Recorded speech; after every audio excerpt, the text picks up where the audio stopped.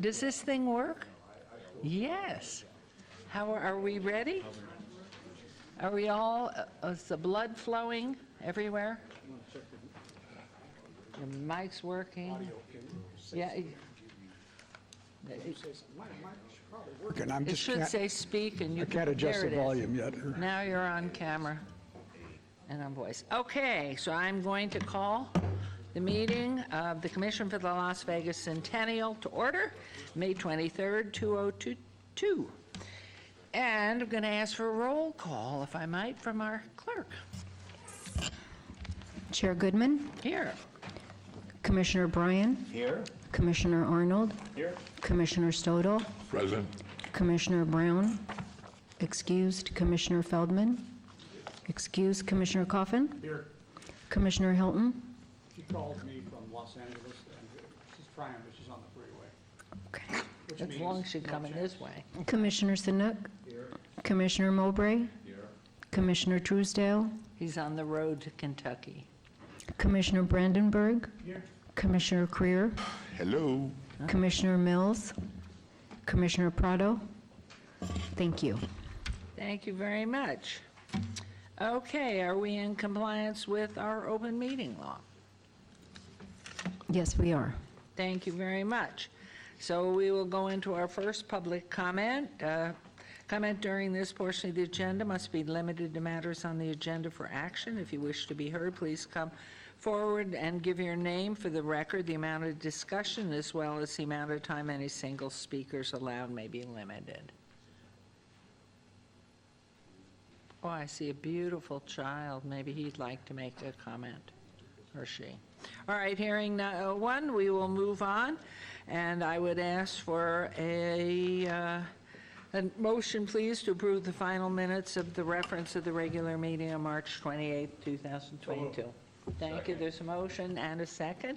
All in favor, please signify by aye. Aye. Okay.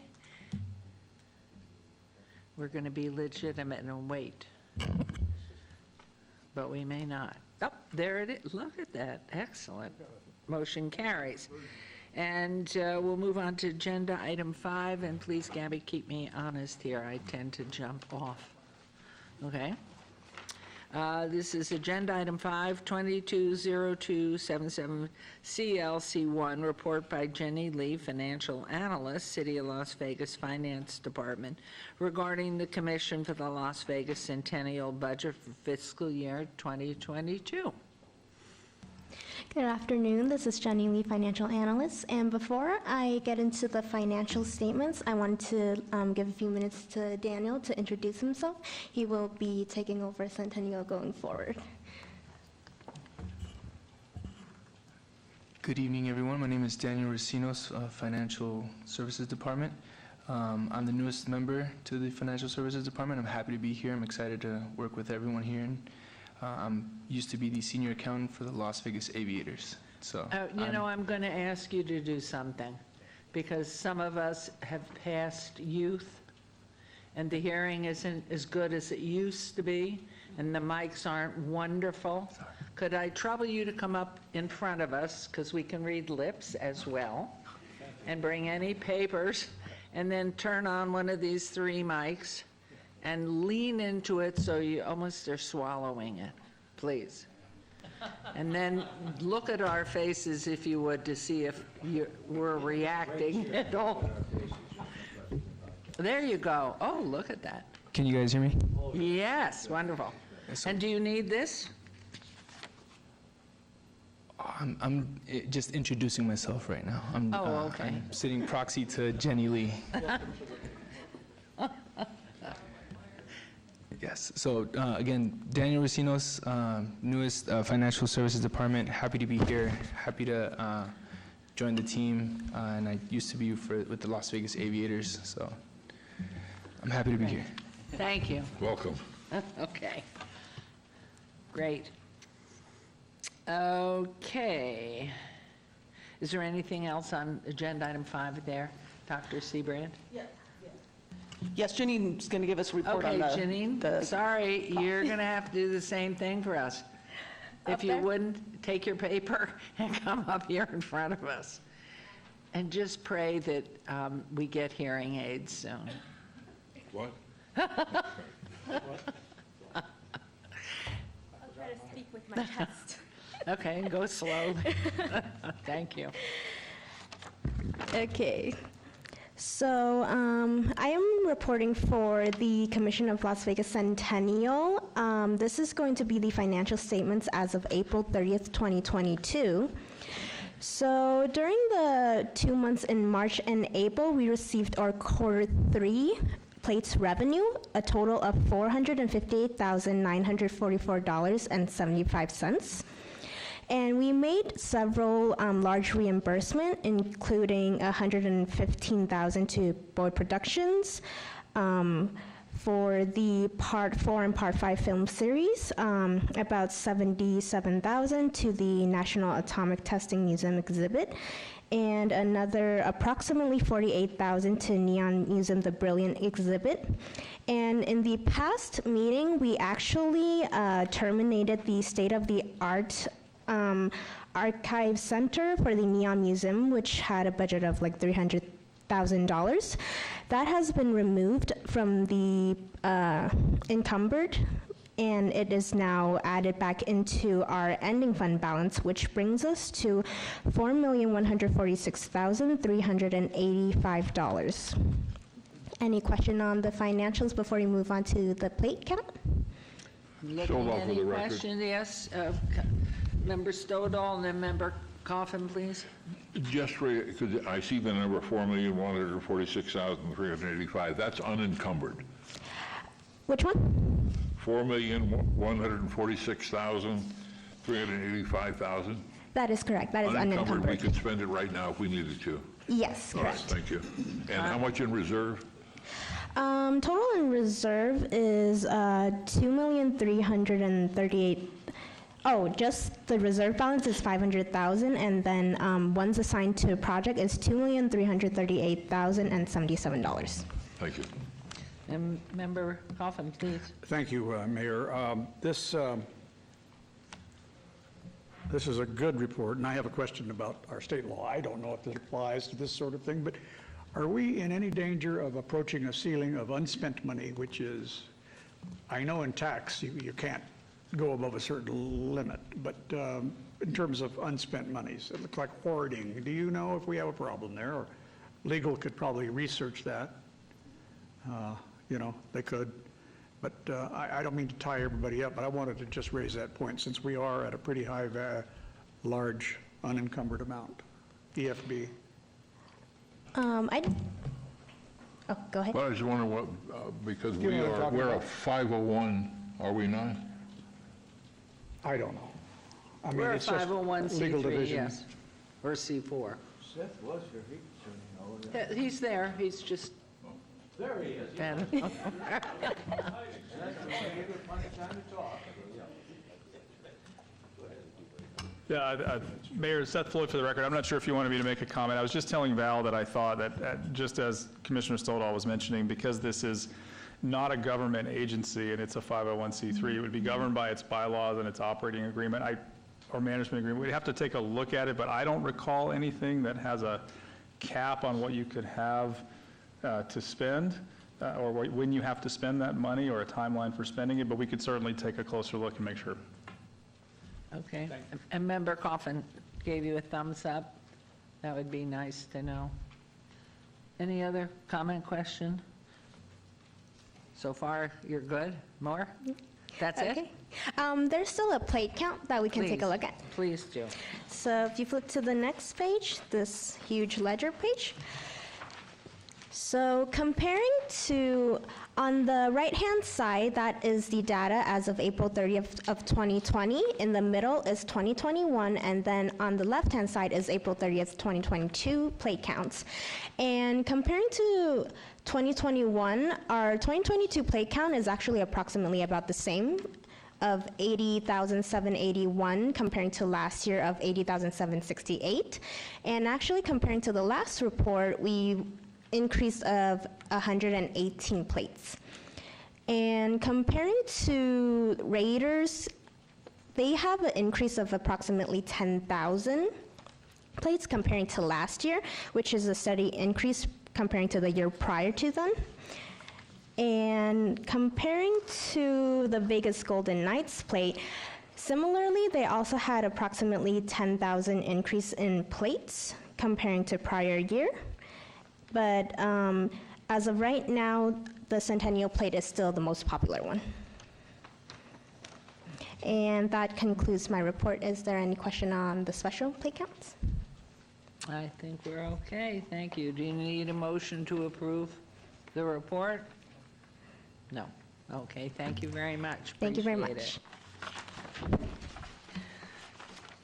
Okay, we'll move on to agenda item 6, 220278 CLC1, discussion for possible action regarding approval of a grant request for $200,000 by the Plaza Hotel and Casino for the costs associated with the planning and running of the 2022 Las Vegas Days Rodeo at Core Arena located 324 South Main, Ward 5, Councilman Creer, approving the form and authorizing the president to execute the grant agreement is approved by the city attorney.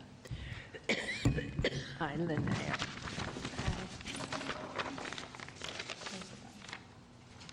Oh, no, to start. Hi, how are you? Hi. I've taken the tallest microphone here. I appreciate your time this afternoon. I'm Michelle Evans from the Plaza Hotel. I'm the Director of Sales, Catering, and the Core Arena. We also have Natasha White, our Director of Marketing, and Lene Mitchell-Nelson, who is our rodeo queen and know all of everything rodeo. Blair Nelson is stepped out of the room. When she comes up, she will be here for cute baby smiles. So we are here in front of you this afternoon to request the grant in order to host the Las Vegas Days Rodeo again at the Plaza Hotel Core Arena. We are looking to hopefully get this in November as we did this last year. As we were here last quarter, we committed to participating in the parade, the Las Vegas Days Parade, and as you can see, here we are. And there's a little video here we're going to play.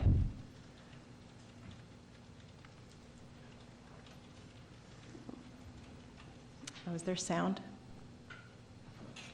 He's fixing it. And next up we have Plaza Hotel and Casino partners with the City of Las Vegas as host to the Las Vegas Days Rodeo in November. I'm sure many of you have checked it out. Located on the Plaza Hotel's property, the Core Arena is home to equestrian events and offers a glance on historical Las Vegas and its connection with rodeos. Plaza Hotel and Casino, the place to be downtown. That was our Director of Security driving around on the bike we rented from the city, as well as Sarah Abe, our social media manager, and Daniel is our parking director who helps out during rodeo. So that's who we had in order to pull that off. I am going to pass this over to Lene Nelson. Hello, Lene Nelson. And as all prior years, the sanctioned rodeo will be a PRCA event. It will include 8 events. Usually rodeo typically only has 7 events, but we've added breakaway. Oh, apologies. We've added breakaway for the 8th event as we want to coincide with the NFR. We also this year will have the 3 memorable spin-off events, the Helen Jane Stewart Buckle Award, the Whiskerino Contest, which we would like to bring back, and also the 2nd annual coloring contest. Here you would see the rodeo events, a bull riding, barrel racing, team roping, tie down, steer wrestling, saddle bronc, bareback, breakaway. We also mix in a little bit of trick riding, the Native American performances, and a bunch of giveaways. The dates would be November 11th and 12th for the performance that would be public. This is Taylor. She was our last year's recipient of the Helen Jane Stewart Buckle Award, which we discussed prior. And as this award grows, we have brought forth more bullet points for the recipient to qualify. So female hospitality student, an extensive record of campus and community service, steadfast commitment to a career in government or elsewhere in public service, and a well-articulated vision of how to create change in their area of interest. So it continues to grow, and this is one of my favorites.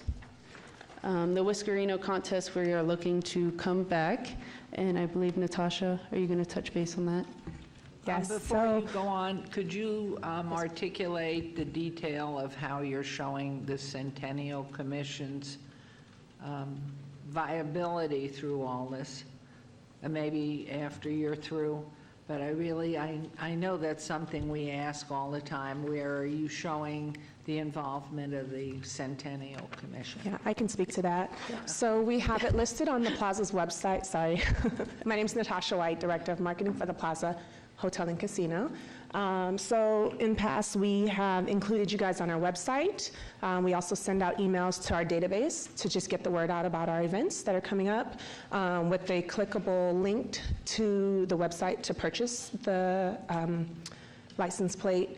We also have signage throughout our property and continue to mention throughout the events, signage on our display board to just let everyone know why we're there, how we made it there, and to give a thanks. Good. Okay, so of course we're bringing back the Whiskerino contest, just trying to bring back the previous events that we've had back in the day when it was Eldorado. And so we'll have 4 contests, or 4 categories, I'm sorry. Next, we're going to do the coloring contest. We'll partner with the school district. Again, we'll have different categories. Each winner, their teacher will also receive a prize. And we plan on working with Laura Kaufman to work on the animations for this year's coloring contest.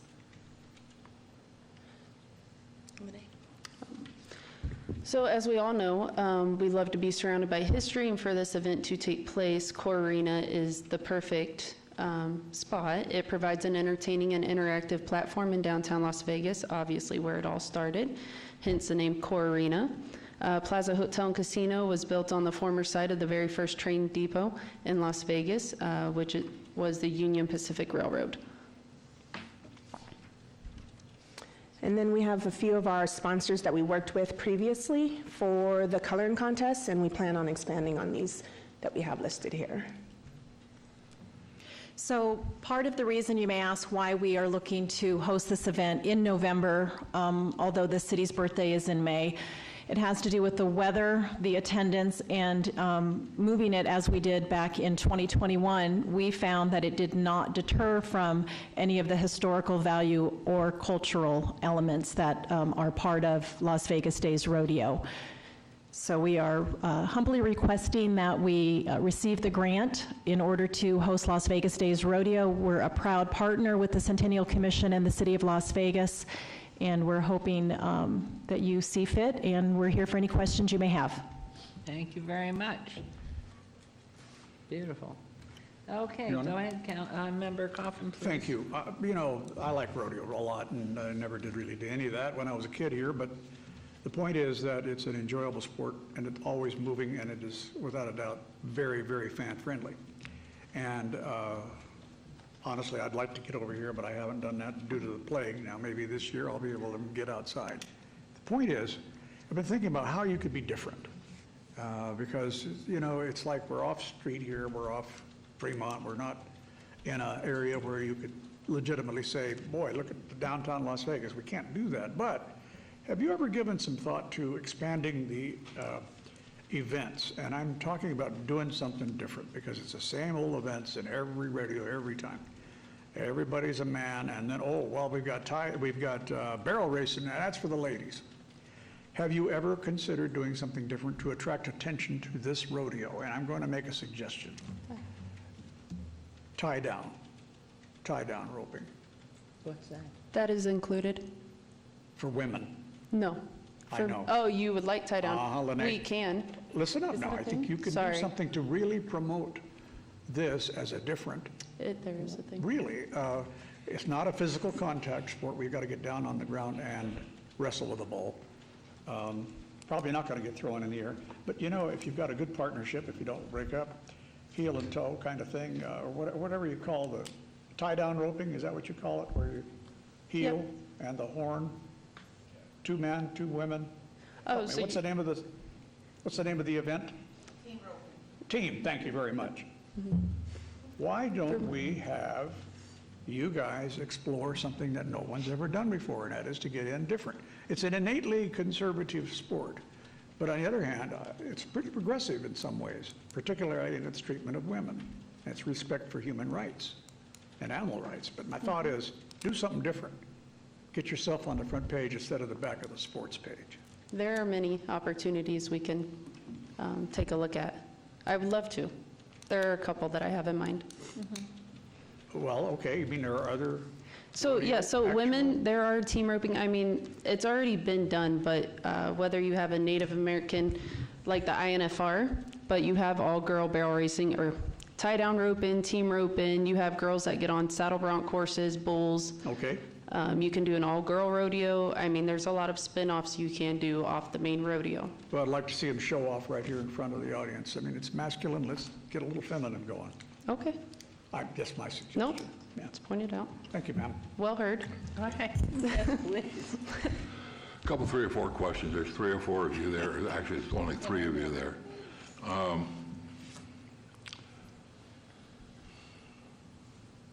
First, it was my understanding that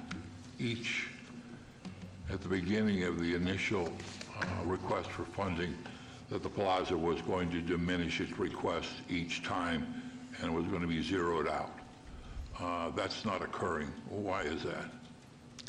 This particular budget that we submitted increased because we do need to provide bleachers. The Plaza has removed the larger bleacher that we had out there that was being rented out of a company out of California, and the seats were 1,997, and that has been removed, so we will need to bring bleachers in for this event. I guess the question is really, why are you keep coming back and asking for money when you said you were going to not do that? So 2019 was our very first year, and then 2020 did not happen because of COVID. In 2021, we were unaware of, we started seeing troubles, and we came back, and we obviously had to move it to November. And we did decrease from 2019 to 2021. And now with everything as in today's time, there has been a huge inflation, as we all are aware of, and a lot more expenses that we've occurred. So we still have gone down to price everything out as it was in 2019. So there's been obviously hiccups, but we did decrease from 2019 to 2021. Well, let me ask the question in a different way. Do you think that you're going to continue to ask the Centennial Commission for funding? Not for the same amount of funding, no. I would not like to. If we can keep a consistent every year going, and I can keep my hotel partners and sponsors on board, the decrease would obviously be dramatic.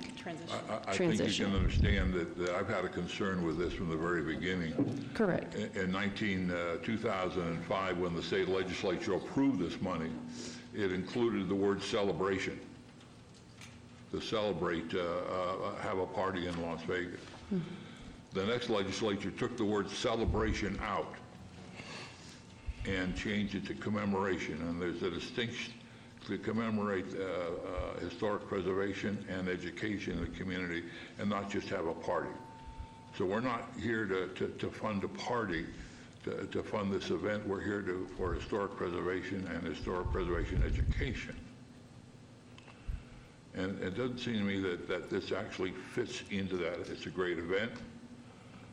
I'm also very sad to see that it's moving from May, where it was held for the better part of 3 decades. We had a couple of rodeos in May, and now we're not doing it because of the weather. It doesn't fit with me.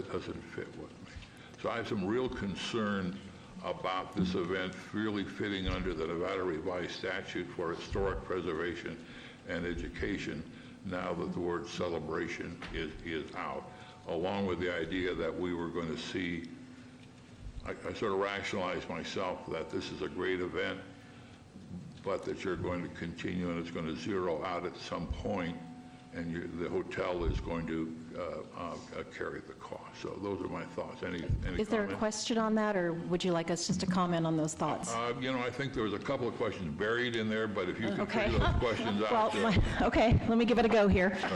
So I can't speak for what Eldorado did. I wasn't involved with it back then, so as to how it worked with them in May, I don't know. I just know that as a Plaza team member, we're excited to participate and put this on full force in November. Unfortunately, it does not work for us as the Plaza as well in May, and I understand your concern because it being the birthday of the city. Having said that, to have just a commemorative ceremony or something, you're not going to get the draw. You've got to have a little party. You've got to have a little fun in order to get the people from the community. At least on my behalf, my family would not be interested in going to see a plaque. However, if there was a plaque being shown along with the rodeo or some kind of a party per se, then they would be more apt to go. That's just my 2 cents. And I hope you understand, we're not here to fund parties. That's maybe a whole Understood. different department. Absolutely. Okay, thank you. And a question, in the past, because I remember Seth Lloyd saying he took his children, will this be free to the public, or do they pay for the seats? Oh, no, it's free. You want to speak on that? Well, and that's all by the sponsorship, by the Plaza, by the advertisers? Absolutely. Okay. Yes, please, Mr. Sinnock. Yeah, for the record, Commissioner Sinnock, this is a sporting event. Have you thought of talking to LVCVA or Las Vegas Events to see if they could support this rather than our commission? This is a historic part of it, but now we're shifting from that.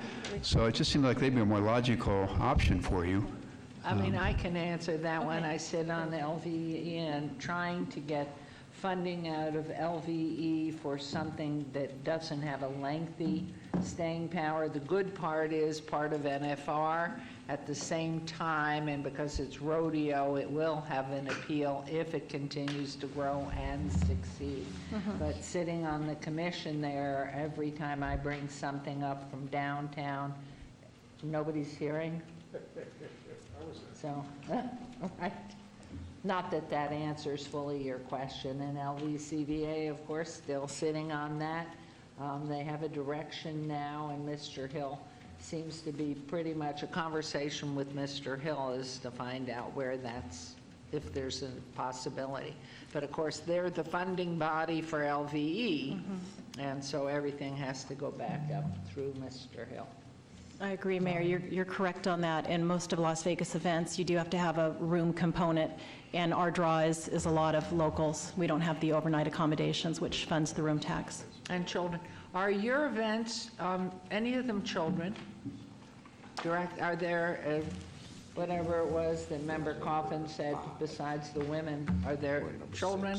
Like mutton busting? Yes, yeah. So there's like mutton busting, and then there's youth rodeo that also competes prior. We used to have a Wednesday night local rodeo prior to the big main events, which drew a lot of children.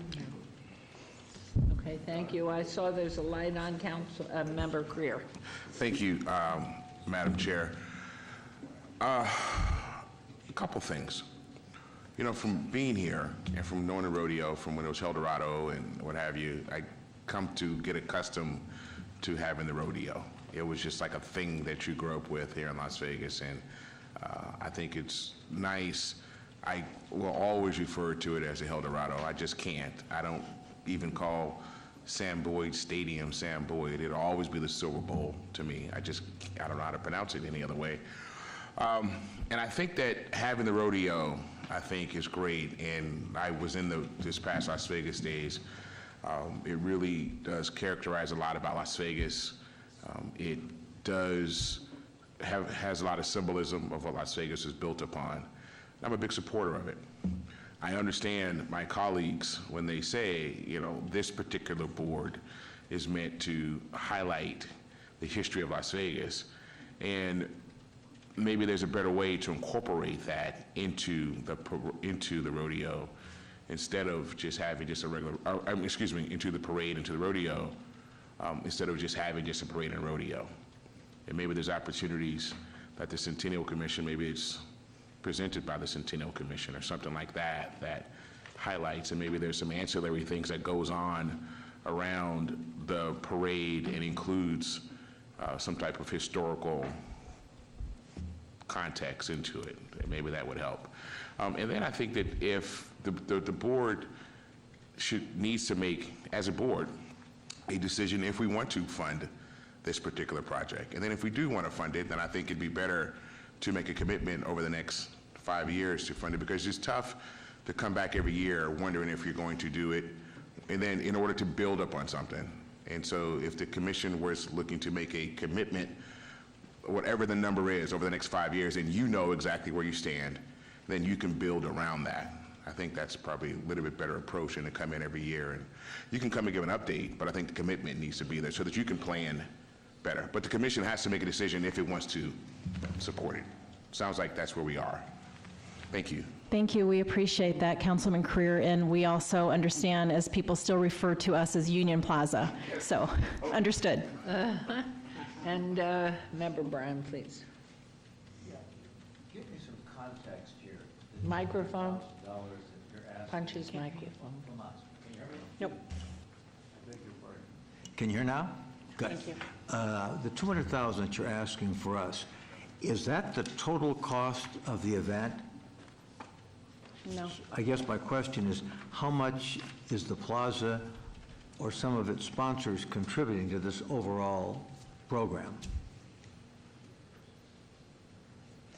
That's a great question. No, it does not include everything. There are expenses that the Plaza does take on, as well as the sponsors, not knowing whether or not we're going to be granted the grant in November 2022. I don't know that we have those sponsor figures in front of us. Ballpark for 2021.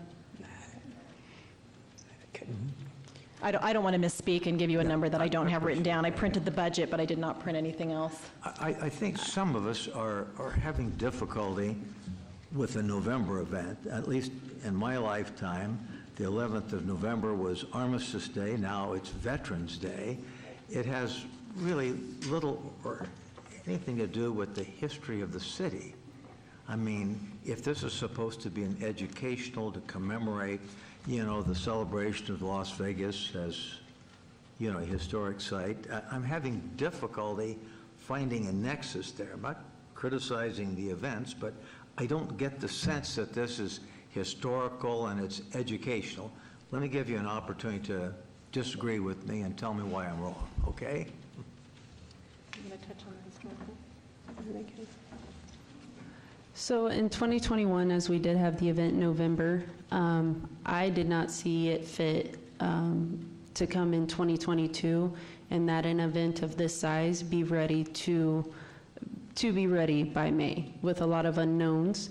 So I don't think we're here necessarily saying to actually move the permanent date to November.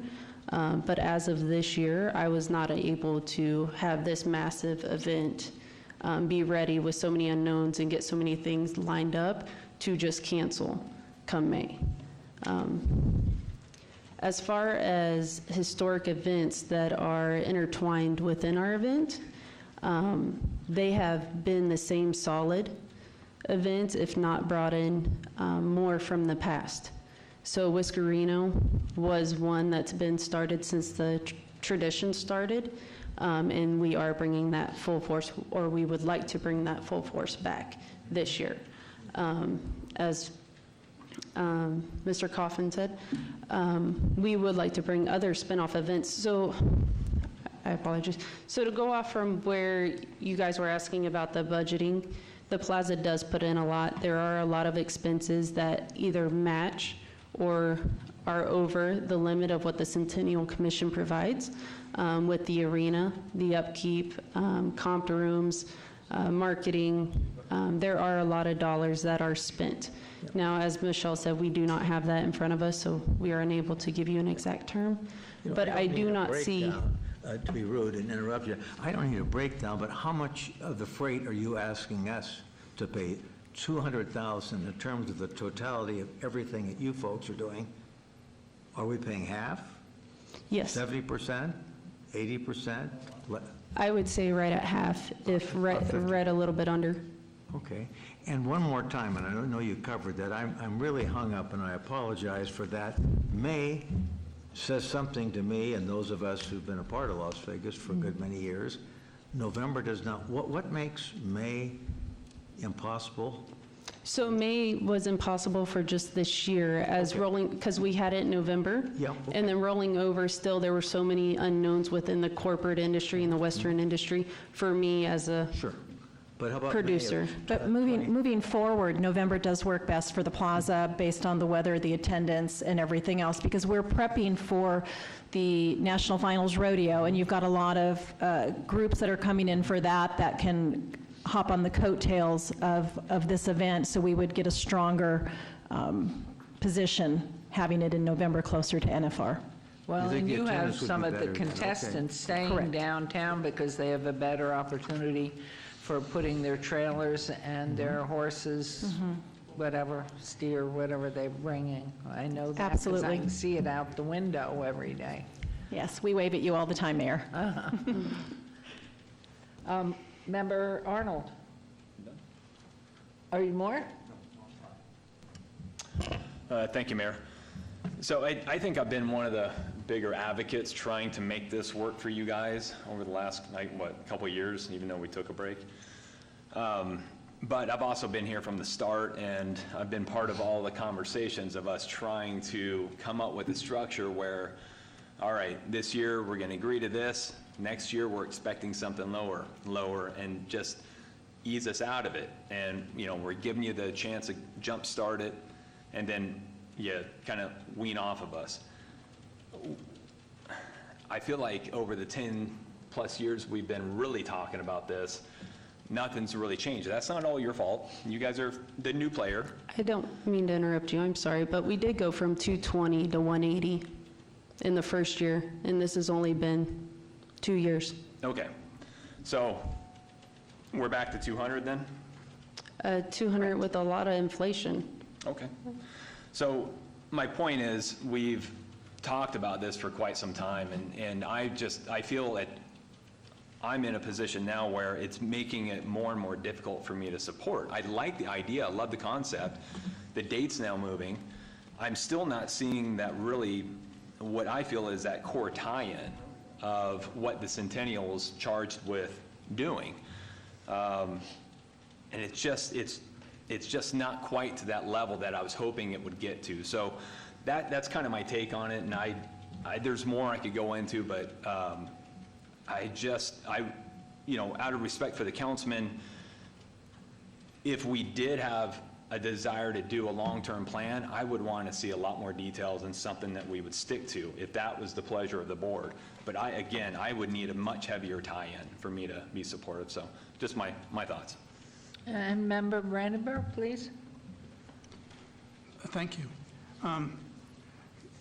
When I first joined the commission a few years ago, I recall hearing many of the questions that are being raised here again today, and still trying to get some of these answers. And I'm particularly focused on the tie-in of historic preservation and education. I recall from one of those first meetings I attended when Commissioner Stodall explained how rodeo wasn't particularly a part of our history as a railroad town here. So, I have that question, and while I understand that on your total cost, just trying to get a sense for the historical component, I know you don't have real breakdowns in front of you, but do you have any feel for whatever components that you have with this event that relate to historic preservation and education? What would be the cost of those? That might be the type of thing that we could feel more comfortable with supporting at least those particular elements of an event. I don't know how to pull all that out. It's kind of lumped together.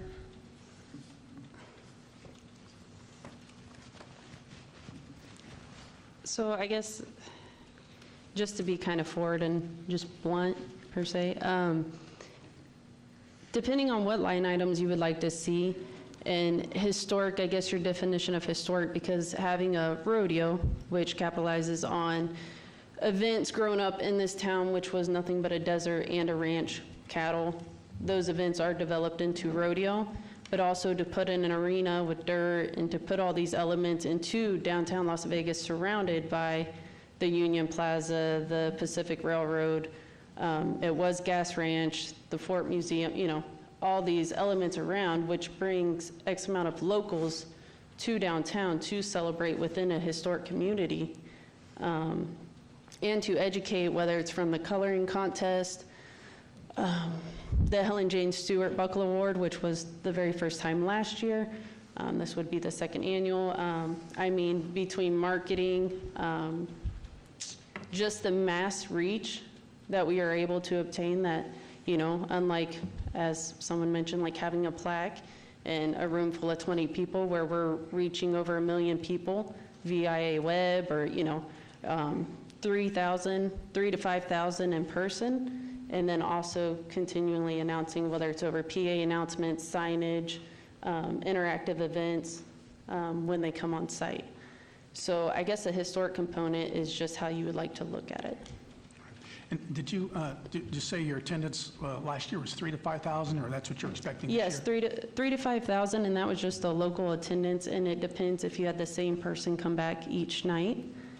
So on November 11th and 12th would be 2 public performances, but that doesn't mean that's where the end of it stops, as we have over 600 contestants that come for 4 to 5 days. Because they switch out. So we are unable to accommodate 600 people to run at once to put on the actual show. So it's actually a week-long event. Thank you. Well, I'd like to make some comments. I think I'm looking at it through a different lens.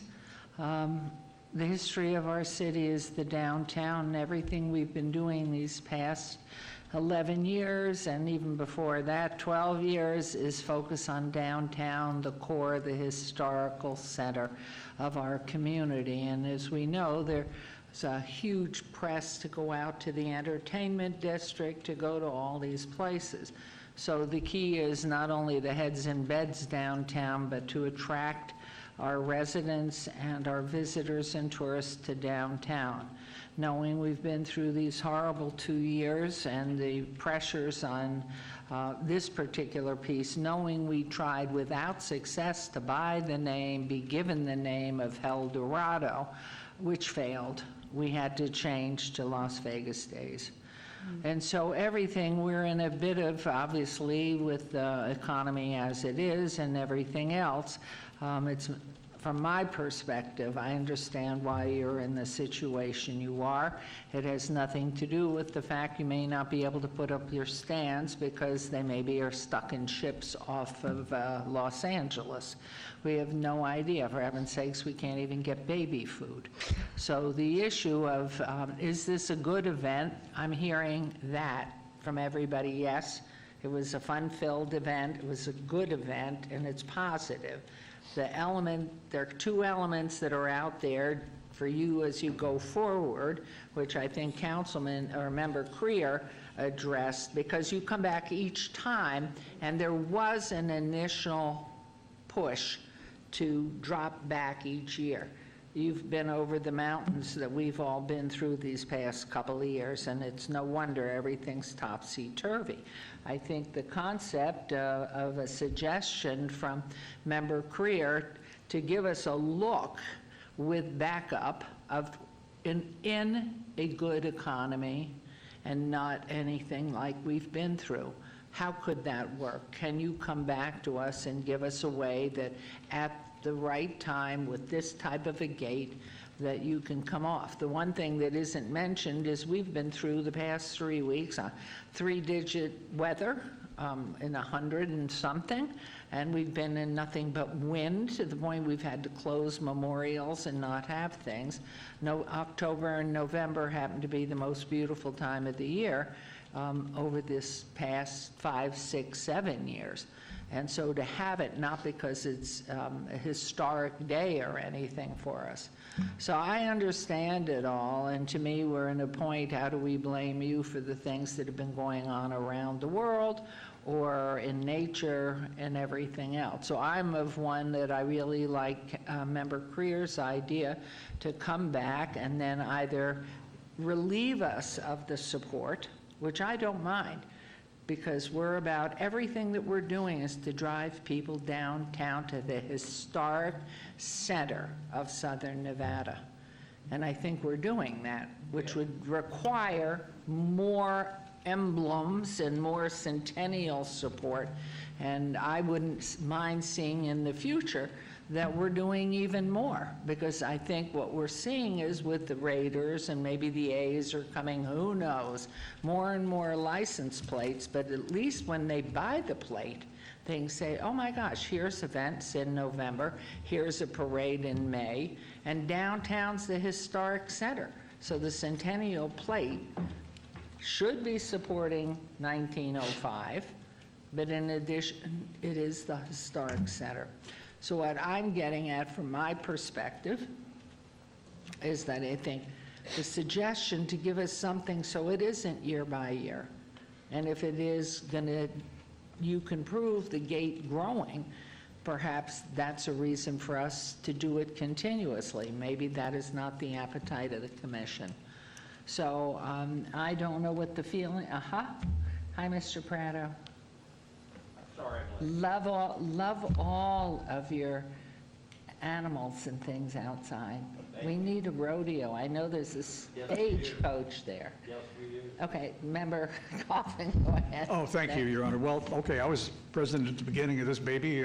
The city asked me to carry the bill in 2001, and we had the support of the Junior League.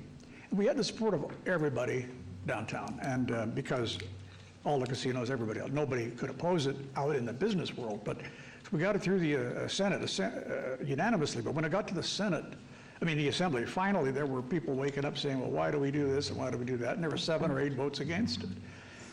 The bill was only good for 4 years. So we had to come back in 4 years and fight and defend it again until we finally got what's essentially a perpetual thing. However, I have been president. Lene, you were here, was it 5 years ago starting, maybe, or 17 or 18, you started working on this with us. There was a lot of jealousy from other casinos downtown. I'm trying to make sure you understand the politics behind this. I never envisioned that it would favor one particular business entity at all when we started this bill 20 years ago. The question is how do we avoid having people picking at it? Because as long as we're going to support one casino, I'm just simplifying it. But if I owned a casino downtown, I'd say, why are they doing that for the Plaza? That's where a lot of problems come in if you're not perfect, if you don't continue to work the issue. Now, I'm going to support it this year because I think 6 months I don't think we call you back, and it gives you enough time really to do more work to make it happy to somebody. It's an uncertain thing. I'd rather approve it now with the understanding that it won't come back next year, unless somehow or another you make it more of a universal event. And I also know on the issue, I believe Plaza spends a lot more than 50% of the total cost. I could be wrong, but I kind of get the impression that was what Jonathan told me.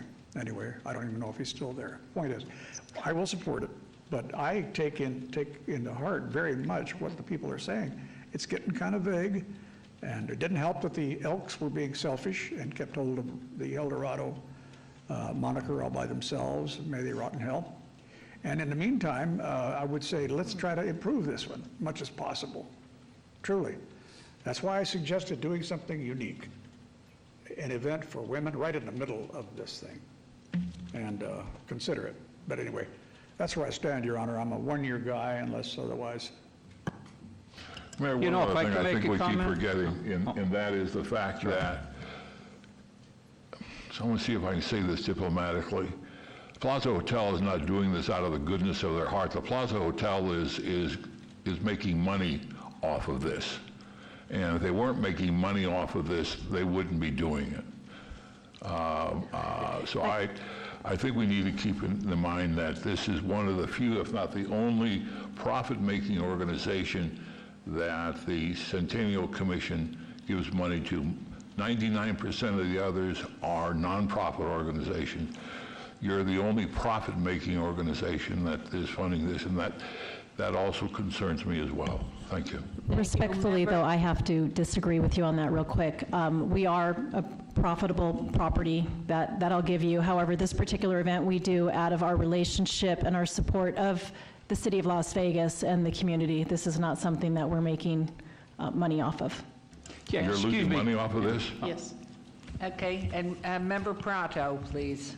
Yes, I'd like to make a comment, if you don't mind. I'd like to add and say that the Union Plaza is the only people that have the landmass down here to perform something like that, number one. And land costs a lot of money to rent or lease to anybody, so they're providing the land with no charge, if I'm right. And they're providing the facility and the means and the way and bringing the people in.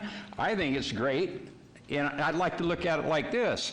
They're just not bringing business in for the Union Plaza. They're bringing it in for the whole Fremont Street. So whoever comes there are going to spend money at the Gold Nugget or any other place in town. So it benefits the whole of downtown Las Vegas. Might even benefit me, them passing by my business down there. And I'm a property owner downtown. I own a lot of property on Commerce Street. So I'm all for bringing business downtown. But I believe that when you put something on, it benefits everybody. And if you benefit everybody, it's tax dollars. And tax dollars come to the city, and that's how we live. That's my opinion. I think it's a good thing. I just wanted to add a little bit too. As far as the tickets, we don't charge, and like Lene said, $3,000, $5,000 each day. So we're not charging. We're also suggesting, because our parking lot's completely full with the rodeo contestants, we suggest that they park over at the city. So you guys should have seen an intake in your parking fees there. And I mean, throughout the property, where people just going all around and just doing different things when they're not at the rodeo. Some people came out early, some went to Fremont Street, and then they came over to the rodeo. Well, and I do think that it does benefit the downtown, the spending. If in fact we ever could do it at Cashman, but you know, there are plans for Cashman that would benefit the whole, and but I do certainly agree. Everybody, every restaurant, every after evening or breakfast place benefits from the cowboys and the attendance to the program. So it does, when you go to it, looking at it at a different level, it could be. So I don't know if there are any more comments you'd like to make. Is there an appetite? Does somebody want to make a motion at this point? Going forward, Councilman Carter. Your Honor, I'll move, I'll take a chance here and move for approval. Okay. We're not voting on our computer, so all in favor signify by aye. Aye. Aye. Any opposed? Okay, can I see hands on opposed? 1, 2, 3, 4, 5. And in favor? 1, 2, 3, 4, and I'm for it as well. 5. So at this point, Can I verify? So I have opposed Commissioner Bryan, Commissioner Stodel, Commissioner Arnold, Commissioner Mowbray, Commissioner Brandenburg?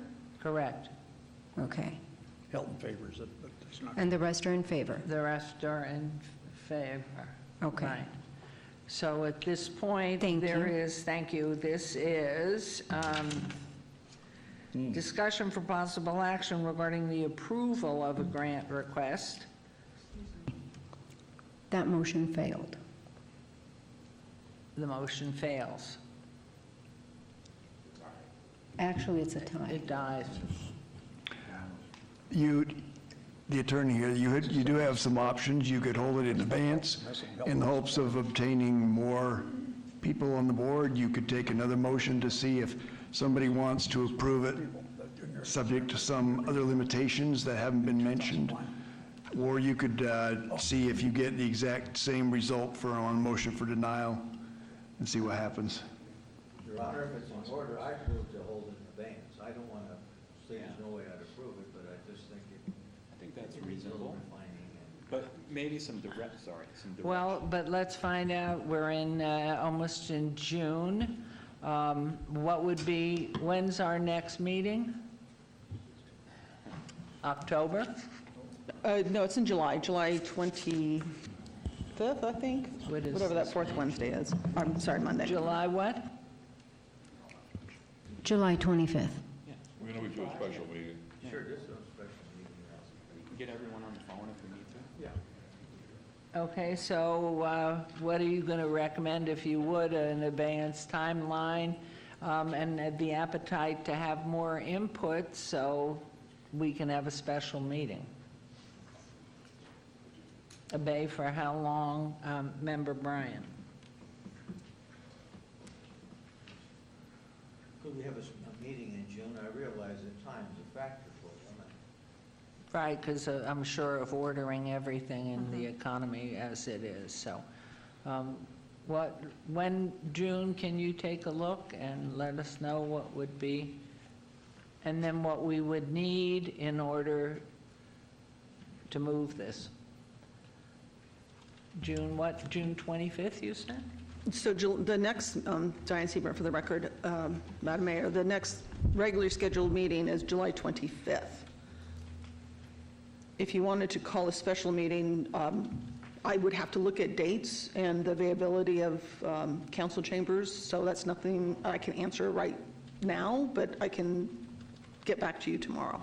For legal, still off for the record, if the motion is to move it to the next regularly scheduled meeting of the July 26th, would the mayor, I'm sorry, 25th, would the mayor be able to call a special meeting before then and deal with this topic? I believe so. I'd have to look at the bylaws again, but I think that's always an option. So since we need a time certain on an abeyance, if we obey it to the next regularly scheduled meeting, and then the mayor would have the authority to call a special meeting at some time before then. Make that motion.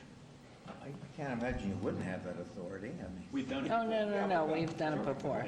Yeah. We've done it. I accept that as a friendly amendment to my motion, Rob, yes. Okay. Okay, so then you'll, if you will, Dr. Seabrand, is check dates, and so we know when we can move it. July, really, that's 2 months out, if you're all the way to the 25th of July. So for ordering supplies, making commitments, getting the marketing out, doing everything that has to be done to make it successful, but the delay, if it's approved.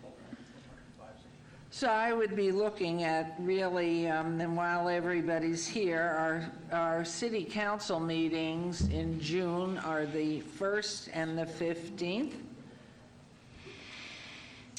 And I'm hopeful, and I don't know what's going to be needed, so we have to work through this, but I'd like to see a special meeting on the 13th. June.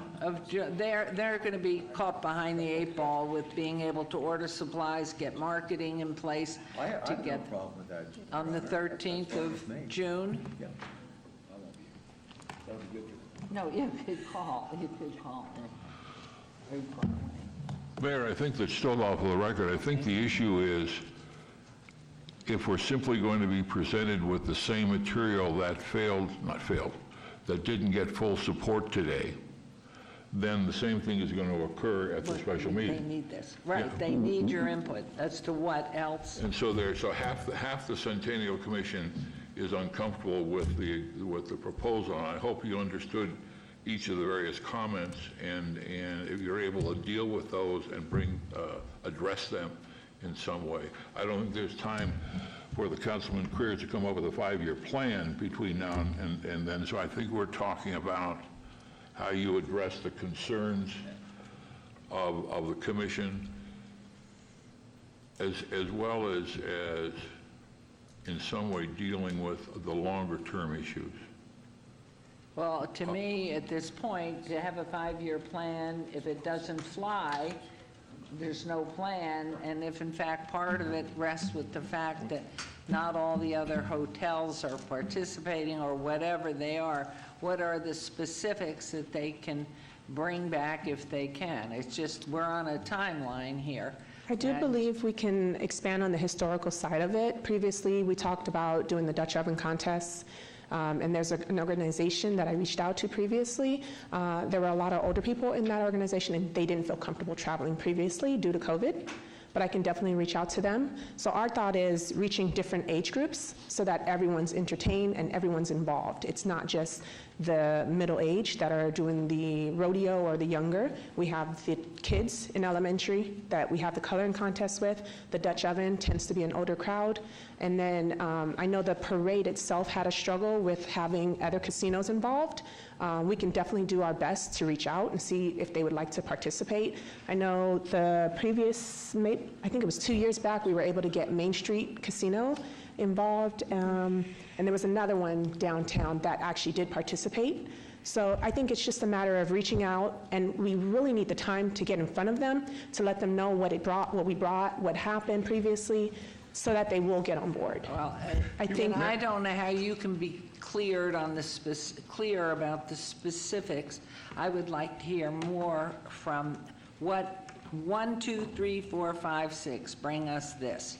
And so if there's a weakness that they're feeling, I understand about it's not in May, but you've explained that, and then to defer it for a whole year, the momentum's lost.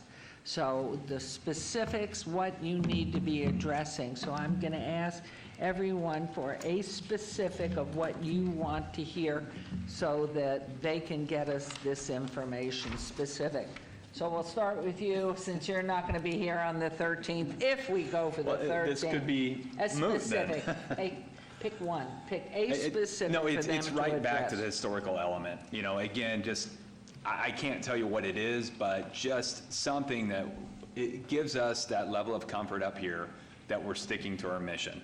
This seems to be shifting over to, you know, I really appreciate our former councilman, his comments about the other hotels down there. I can tell you I have not heard a peep from them having any concerns about this. I think it's always great that you have a conversation with them and let them know if there's an opportunity, maybe they want to participate. But to me, it's not necessarily getting people down there as much as we're stewards of the money that is intended to promote the history of Las Vegas. So whatever that looks like, just help us get behind you and support it, because I do love the concept still. Okay, that's one. All right. All right, the history, that's one. Go for it. 2 points. One is, I think the points have all been made very clear. They're in the minutes of this record. People have spoken out. I would suggest you get the minutes of this meeting and pull out the things that are there. But I think Councilman Ryan is right on target with, we have a statutory responsibility. Read the statute and focus on that it's historic preservation. It's not historic party. This group is not responsible for bringing people downtown into Las Vegas. That's Las Vegas Events, the Convention Authority. This is historic preservation. The legislature took the word celebration out and moved it to commemoration. So that's now, have we gone over and we support those events? As the mayor said, of course. This is a historic area of our community, and we support that. But the push now is this event seems more of less historic preservation. I don't know what history you're preserving. And by the way, this was not a cattle town. This was not a cattle town. This was a farming agricultural town. And that's what they pushed in the first 5. Were there a few cattle scattered around? Of course. Lamb Ranch? What's that? Lamb Ranch? Sheriff Lamb? Was that not a cattle ranch? You're talking about the 50s and 60s. I'm talking about the beginning of the community, 1905, 06, 07, all the way up into the 30s and 40s and 50s. This was a railroad agricultural town. So the bringing of the rodeo in 1945 was to pretend that we're all cowboys. And that's fine. That was a marketing thing, but that's not who we were. But that's fine. It was fun and so forth. Anyway, it's what Commissioner Arnold was talking about. That's our focus, historic preservation. Help us support you by living up to what we have to do as a Nevada revised statute. And I think if you get the minutes of the meeting, you're going to have some clear comments from everybody. Thank you. Okay, anyone else want to add a specific? I associate myself with Bob. Member Brandenburg. In addition to what's been said, it'd be better, it'd help me to understand a little bit more about the financial aspects of it. For example, in the context of what Commissioner Stoddal was just talking about, we spent about $200,000 for a documentary on documentaries for decades, and those documentaries got views in excess of 1 million. I forget what the numbers were, but for $200,000, it's really something. And this is just, again, completely focused on historical content. And you mentioned you have 3,000 to 5,000 people showing up for this. At 5,000, that's $40 per person for a relatively less focus on the kinds of core historic information, education that, again, our statutory scheme gives us our mission for. That's all we can accommodate on property. That doesn't mean that's all we are reaching, whether it's via web or through the schools. Okay, so I mean, education goes farther than just what we can actually hold on property. So that kind of information could be helpful as well. Understood. So in order to stay with the timeline so you can order and get it on, or if it's going to die and not move forward, or that's where it is right now, where none of this will come into the city and it will just be a timeline, then you are left with the idea if you want to move forward another year or what the plans are. So knowing you're on a timeline for putting everything in place, I'm going to stick with that if it meets the approval of the commission to give you that time. That's where are we? Today's the 23rd, so you've got 1 week. It'll give you 3 weeks, unless you think you can pull together the information. I'm sure Gabby has this online tonight or tomorrow. The minutes? No. Sure. When? But the audio will be available. Okay. So the audio will be available, and to me, it's Fisher cut bait. That's where we are. And for you to spend time moving this out, you've got 3,000 people, 5,000, 7,000 that aren't going to come down if this dies, and at this point, it's not moving forward. So I would think from the vantage point of this NFR piece, that 2 weeks? Yes? We can put them together, too, for sure. And so what does that do? We just go ahead and call a special meeting? When do you leave? Yes, please. Yes. For the record, Commissioner Sinnock, I've got a couple ideas I think could help your cause. Whether you use them or not, I don't really care, but I think it would help if you told us how much have you invested in that property. I mean, I have no idea, but you acquired the land, you improved it, brought in the dirt, fenced it, did all that. I think, tell us a little of that background of what you have invested. Secondly, November works because you're right after PBR, which is a good thing, who's in town, then you're right before National Finals Rodeo, and then as for Veterans Day, maybe one night salute to our veterans or something, play that up, but just some other ideas. So. Okay, and thank you. I've been reminded by Mr. Stodahl there's a motion on the floor. So there is a motion. Now, Madam Mayor, can we the motion- better repeat exactly Yeah. what it is. I move we held it in advance, and then Stodahl made a suggestion. Oh, sorry. Yeah, I made the original motion, and then Bob suggested what I considered a friendly amendment. Yes. So I accept that. Okay, and it was then Hold the meeting on June 13th. Yep. to hold the meeting on June 13th? Okay. Madam Mayor? Excuse me, wasn't the first motion to hold in abeyance to July 25th? Yeah, and then she would call it special. And Yes. then we could put it and And a explore special, you're calling a right. special It was meeting. to hold it on July 25th, then with the power given to the chair to be able to call a special meeting on that. So that was the motion. So all in favor? Madam Mayor, just Yes. real quick, should we put a condition on the motion for the applicants to come back to the commission with a more detailed description of how you're going to highlight the historic significance of the city, of the parade, of what you're doing? Would that be a valid condition? Because I don't want you to come back without having something to come back on. You should have direction to come back. I think that Stodahl, for the record, I think that the element of the motion included what the mayor was talking about when she was asking for specifics for you to come back. Yeah. And I think that Councilman Kerr addresses that in the general form to focus more on the history of this community and more on historic preservation and education rather than on the event itself. I think that was part of the... You accept it? I accept it. I agree with that. Okay. Call for the question. Okay, all in favor signify by aye. Aye. Aye. Opposed? Okay, that motion carries. And thank you very much. And what we'll do Thank you. is just, with the power of the chair, to set the meeting. I don't want to wait till July 25th because you can't get it on.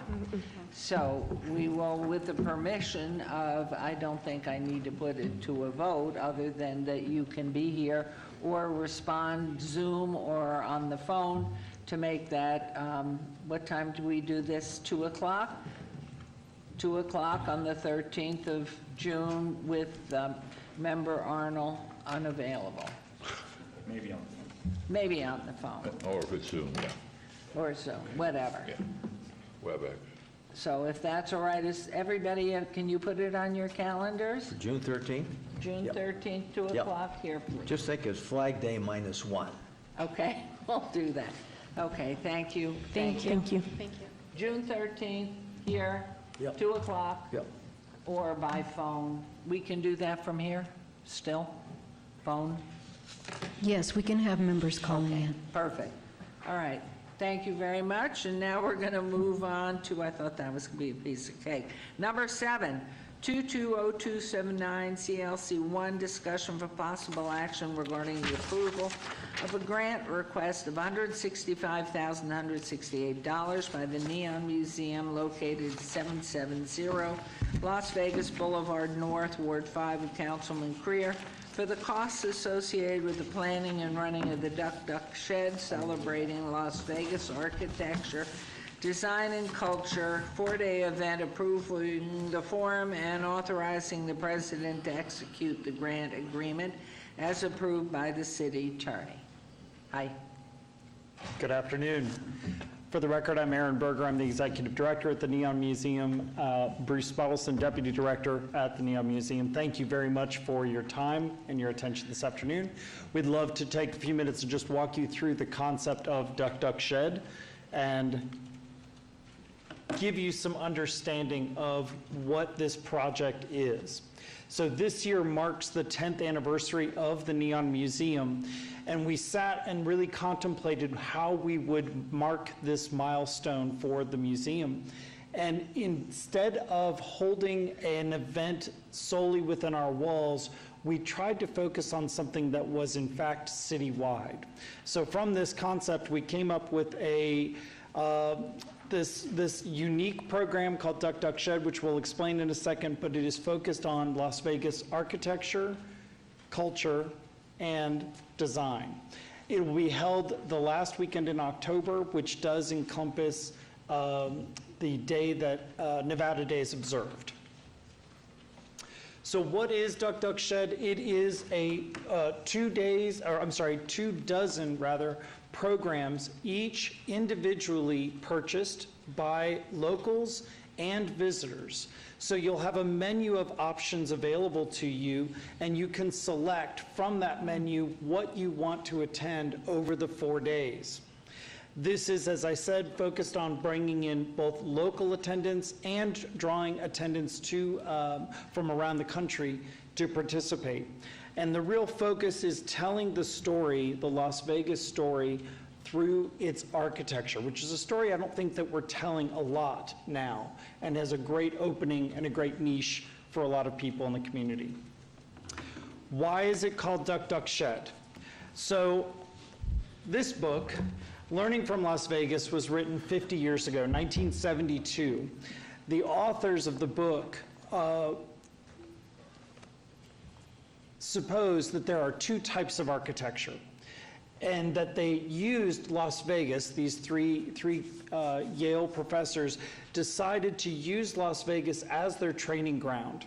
They came here and they looked at these structures that were being, again in the 60s and early 70s, and they said that there are ducks and decorated sheds.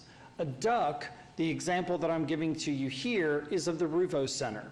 This is a building that on the left side exemplifies order, structure, strategic thought.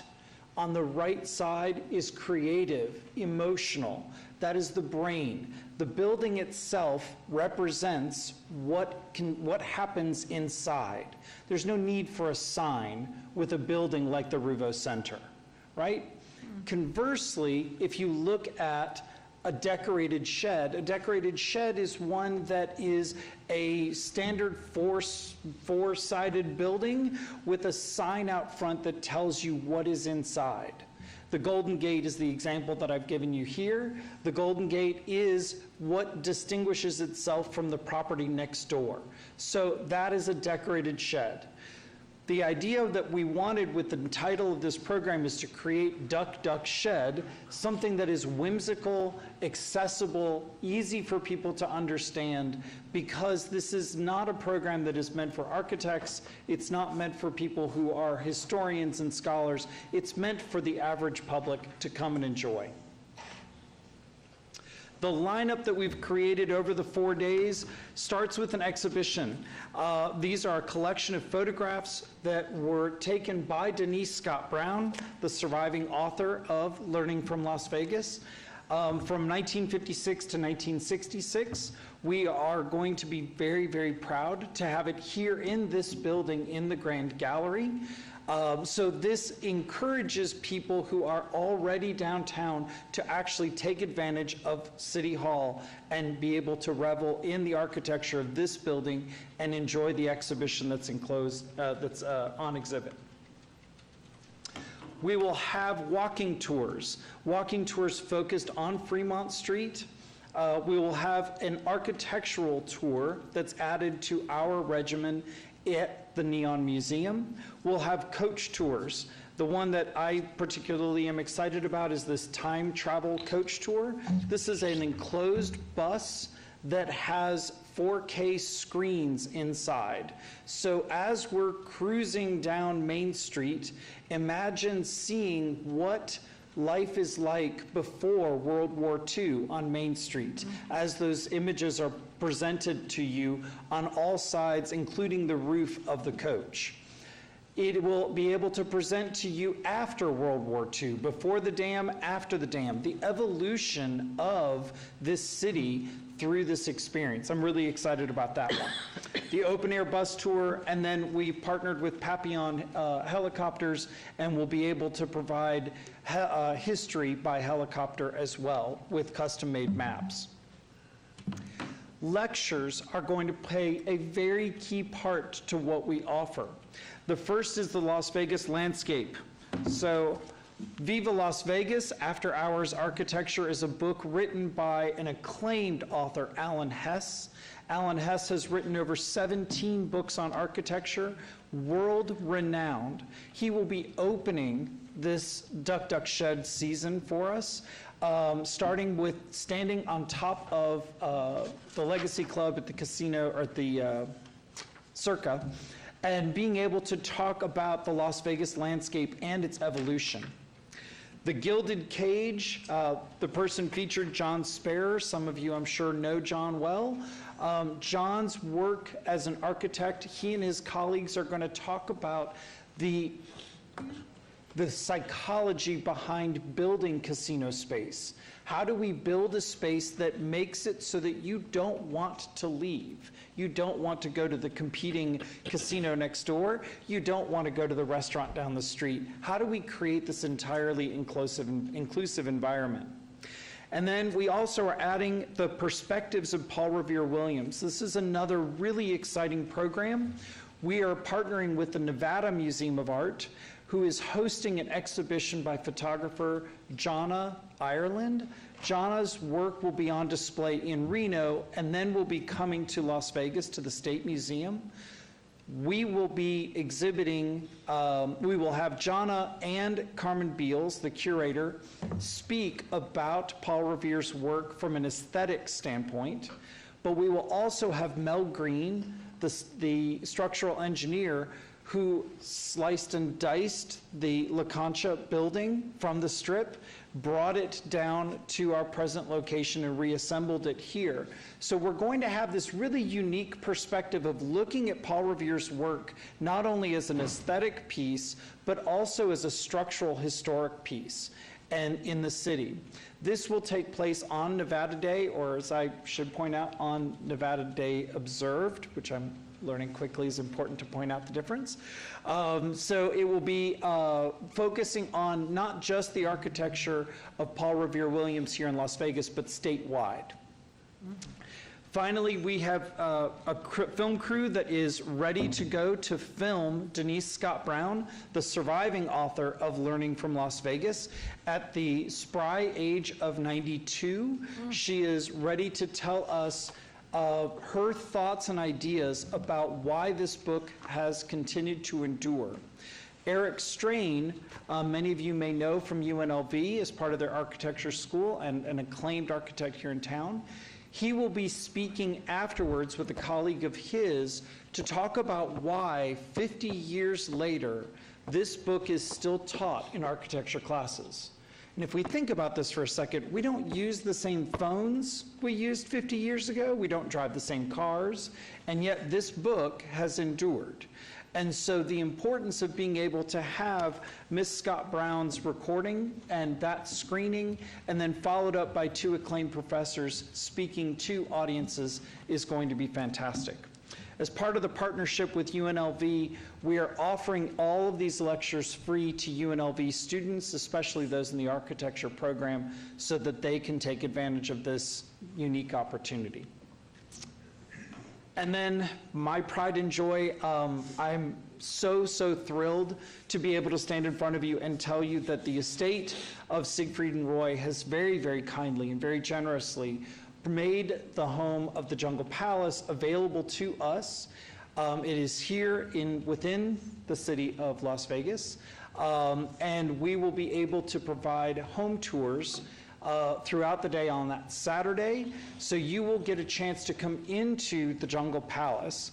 The exciting news, if that's not exciting enough, the exciting news is that the photograph on the far right is of Lynette Chappelle. She played the evil queen in all of Siegfried and Roy's shows. She worked with them for 49 and a half years.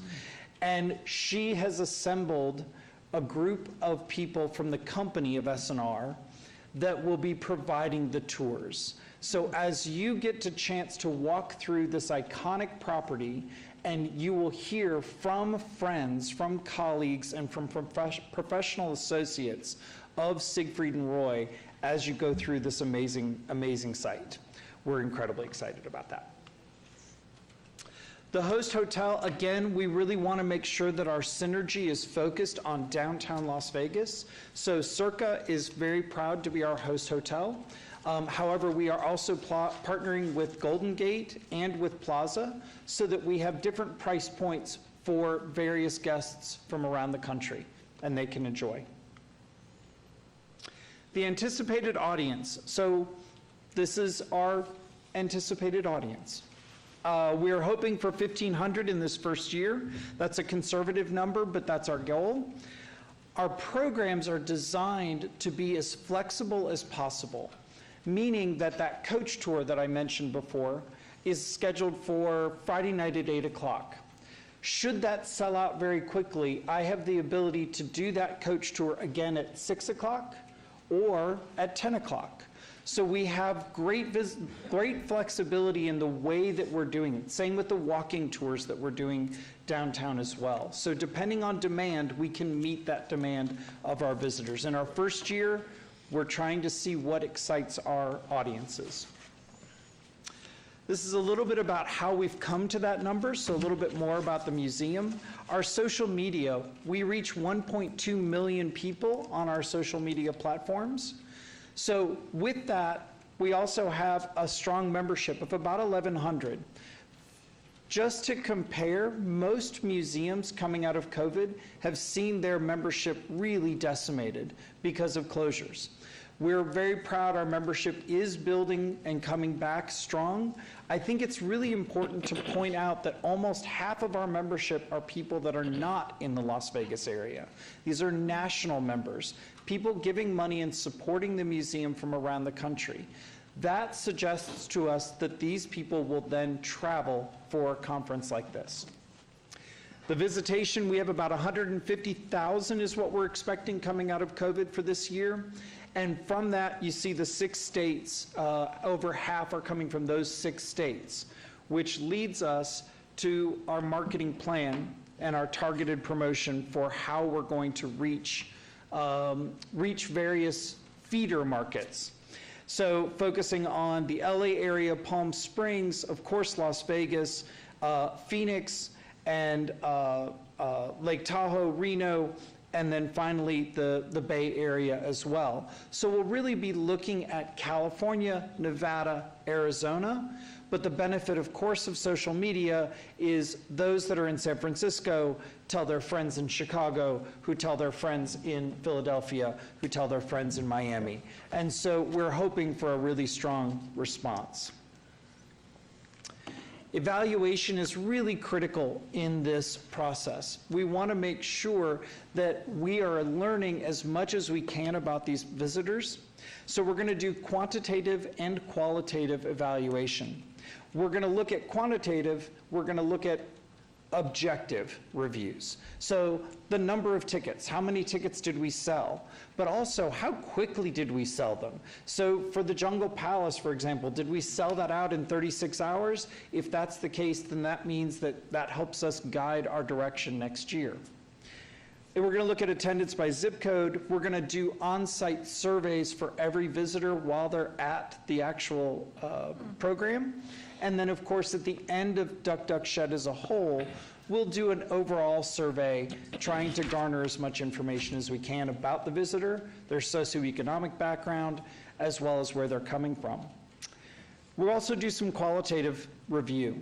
So as a museum director, my biggest question that I ask every visitor who comes through is, what did you learn? I just want to know that you've learned something as a result of visiting the Neon Museum. So this will be one of our key questions that we'll be asking and evaluating our staff, or our visitors rather. We'll also be using our staff to observe our audience. And by that we mean, are people getting up and walking out of sessions? Are people leaving early? Are they staying late? Are they asking multiple questions? Are they coming through and staying after the panel is over to talk to the panelists? All of those subjective reviews help us to decide what kind of programming is going to be effective moving forward. Our budget, so our budget, as you can see, the total expense for the program is about $270,000. I anticipate that actually being a little higher, but we'll talk about that some other day.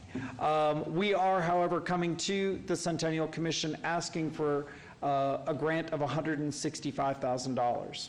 The rest, we believe, will be raised successfully through partners in the community. These are some of the partners that have agreed to join us and been a part of us: Department of Cultural Affairs, UNLV, AIA, Nevada Museum of Art, and so on. Finally, just the results, and I think this is where I want to just drive our point home. So Duck Duck Shed this year will offer a greater understanding of the Las Vegas landscape, first and foremost. Secondly, it'll highlight Las Vegas as an architectural destination. So we are an entertainment capital of the world. We are a gaming capital. We are becoming a sports capital. Why can't we be an arts and culture capital? And this is another step towards that. And further, further our own educational reputation at the Neon Museum. So being able to let people see the Neon Museum as an educational resource and a scholarly partner in learning, which is exactly what we should be.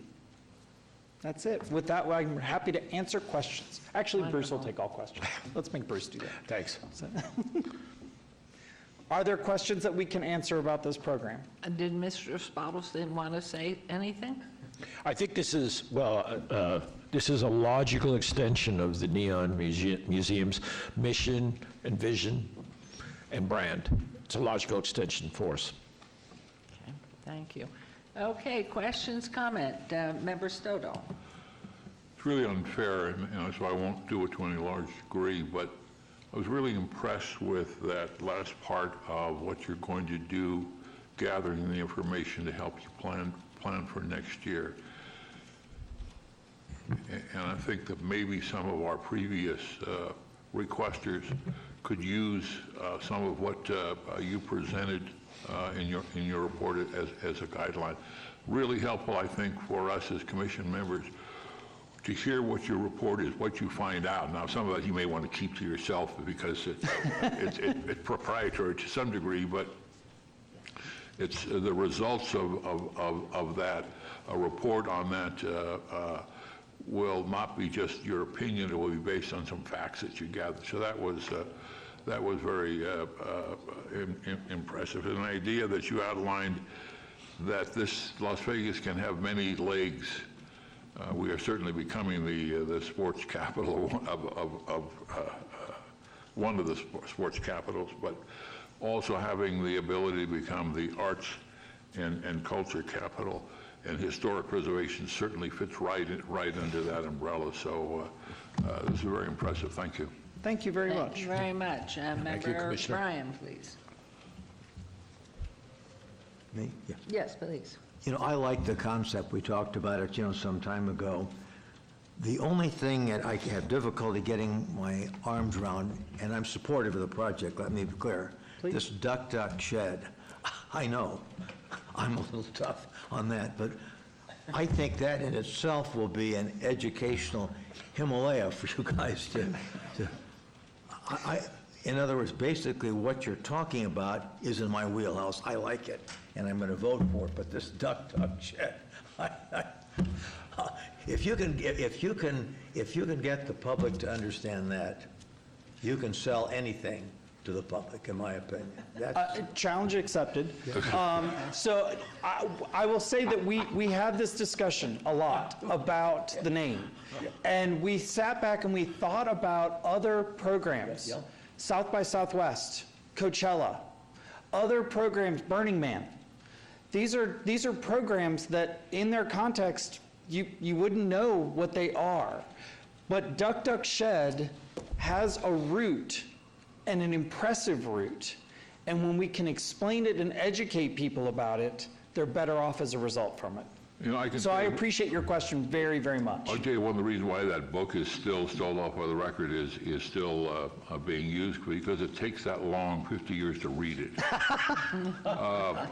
That's a real challenging book, but in a very Thank you for your comments, Commissioner. Way. I will, with the Senator Bryan, though, the first thing when I read this is this going to be about duck and cover? Maybe that's some of those older folks that think of it that way. Thank you. Okay, so ready for a motion? Would anybody like to make a motion, please? I'll second. All right, this motion by Senator Bryan, second by Member Stoddall. All in favor signify by aye. Aye. Any opposed? Well done. Thank you very, very much. We are really excited to show you our results, and we hope you will attend and be an active partner. Thank you very, very much. Thank you very much. How many months are you here now? Say again? How many months are you here with us now? I am celebrating 10 months.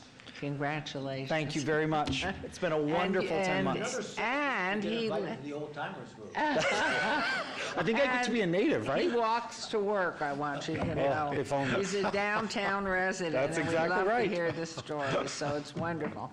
Thank you very much. Thank you very much. Thank you. Excuse me, Mayor. I just want to verify, because all I heard was, I'll make the motion, and that was to approve? Senator Bryan made the motion, and Member Stoddall And that seconded. was to approve? Yes. Thank you. Thank you again. Thanks. Okay, we'll move on to number 8220280, CLC1, report by the Department of Planning regarding the area of Part 4, the 1940s of the documentary film series, City of Las Vegas. Thank you, and Diane Seabrant for the record.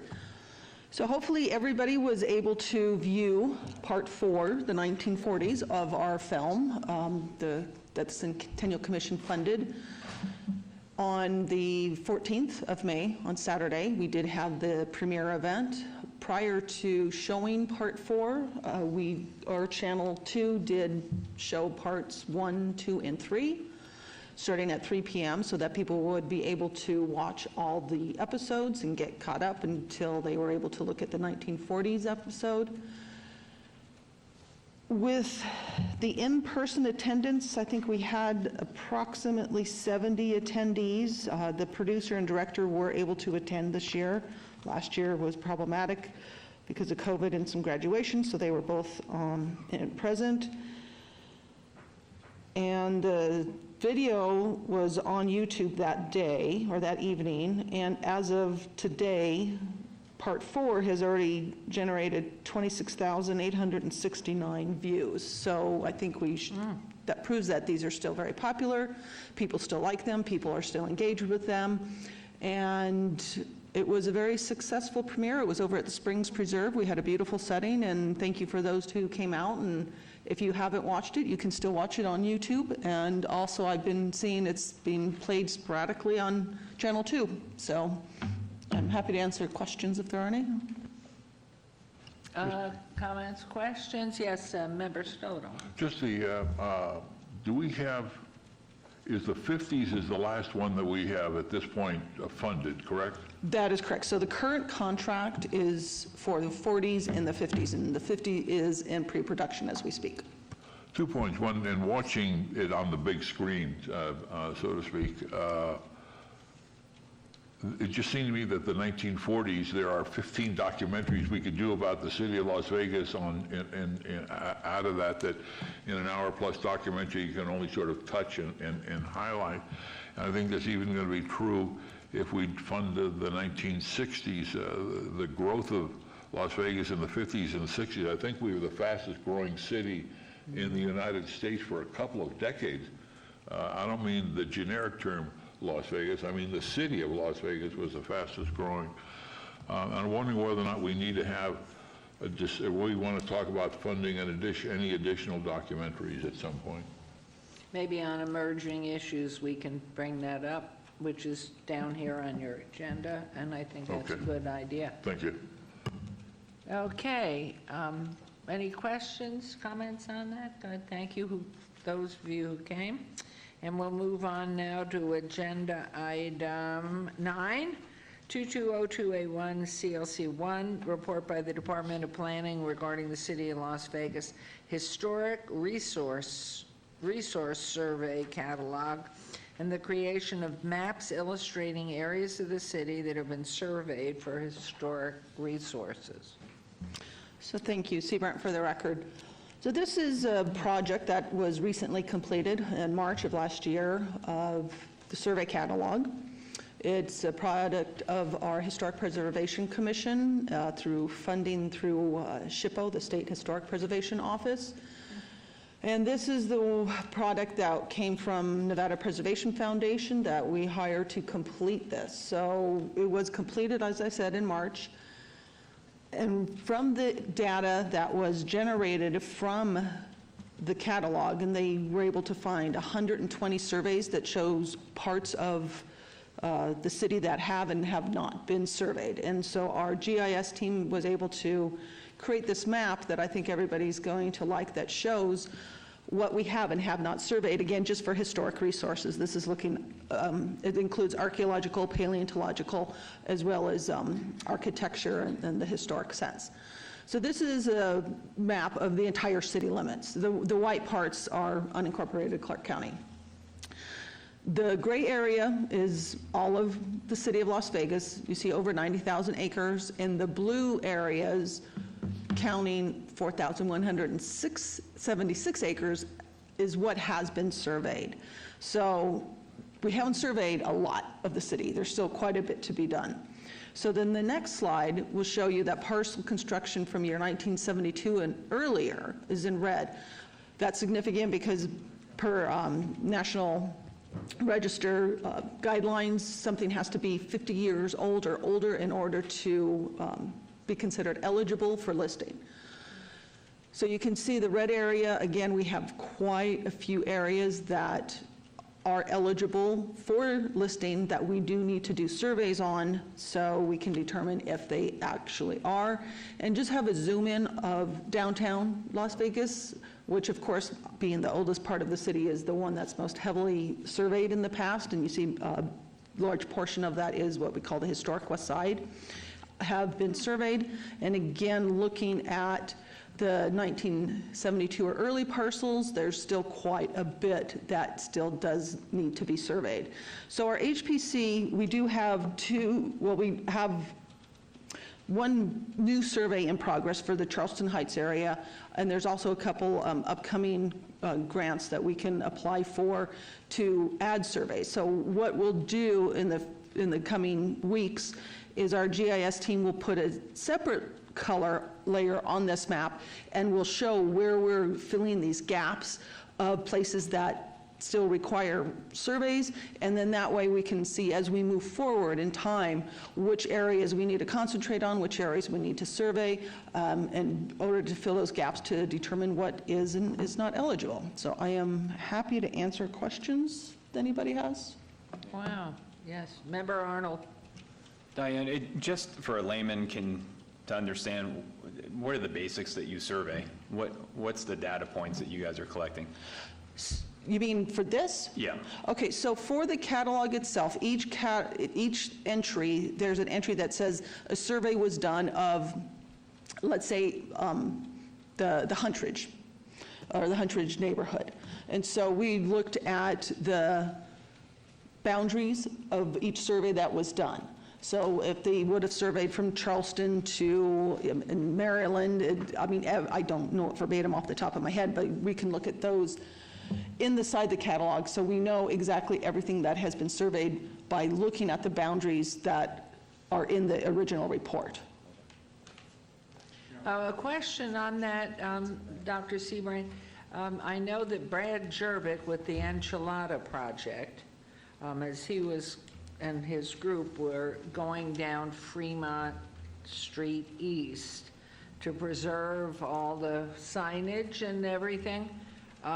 Is there any other body of the city that may have already surveyed in the same sense that you have empowered us to survey? Or are these particular, based on what Member Arnold just asked, the specifics of what you're surveying?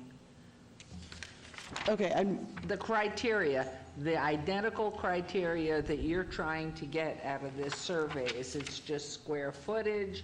Is it, who cares, air quality? Diane, I think there's two parts. One is the catalog that the state of Nevada and the city's Historic Preservation Commission funded answers your question. It went out there and it looked at every government report, whether it was the city, DOE, BLM, any government, UNLV, and gathered up every report that's ever been done on Las Vegas. So that's what's in that catalog, and most of those are electronic versions. Okay. And then the second part is, I think, and Diane can answer that, what are the specific things we're surveying? What are the details of what questions are we asking, or what will the report say? So these reports that were completed, a variety of things. They were looking at either neighborhoods, they were looking at, some of them are just one building that was surveyed. So it's a combination of districts, of neighborhoods, of single buildings, and as Commissioner Stoddal did say, it's not just our reports, it is NDOT. We got quite a few from NDOT, also from the other state agencies, but most of these were ours, and we were able to go back till 1978 is the first ones that we found. Now, these are the ones that we were able to locate. There could still be more out there, but they did a very exhaustive search for that. And so what we're looking at is to see, again, what would be eligible, be it a building, a neighborhood, an object that would be eligible for listing on the National Register, which makes it eligible for listing on the Las Vegas Register as well. Mayor, there's also sort of a flip side to that. It also provides developers, anybody that wants to develop in an area, they look at these surveys and say, well, there's nothing of historic value because we have surveyed and determined there was or there wasn't. Okay. And so it allows development to go on. I mean, so it's not just we're going to put our arms, chain ourselves to some historic building and that's it. There's also, here's an opportunity. We surveyed the area and there's one building. There used to be some historic, but they got torn down. So it's that kind of detail that just doesn't provide for historic preservation. It also provides for development. And inside, are you inside these buildings or just the perimeter of the building and the land? It's just the perimeter. All right, so it's not how many families have lived in this particular building? No, it's merely looking at the significance and the historic sense of what was Slightly, surveyed. there is the element of it's more than just architecture. It could also be what cultural event may have taken place, historic event may have taken place in that building. And so it looks at a variety of things, but generally it's from the outside, and if there's some building there that sort of fits that, a deeper dive and could take place. Okay, and Member Coffin? Thank you, Your Honor. Diane, the first slide you showed appeared to be the front page or the cover of what is a booklet now. Am I right? I'm sorry, the front page of... First illustration you put up. Yes, I have it right there, yes. Okay, we don't have it, but if... Oh, wait, the very first one of the actual catalog? Yeah. Yeah. Hold on. We should have copies of that. Why is this... it's not going... There it is, thank you. This one. Yeah. So this will be available, accessible via our website. We just need to get it to our communications office. They can read it. I mean, I'd like to have a hard copy of it. Well, it's several hundred pages. How much? I don't remember. Right, well, including what we call the architectural resource pages, it's over 800 pages. Okay, that's fine. I'd like it. The real benefit, Commissioner Coffin, is that the online version has hot links. And so there'll be a listing for a report, and then you can tap that report and go find it. So it's more than 800 pages. It's hundreds of links. Okay. Okay. That was going to be my point. Okay.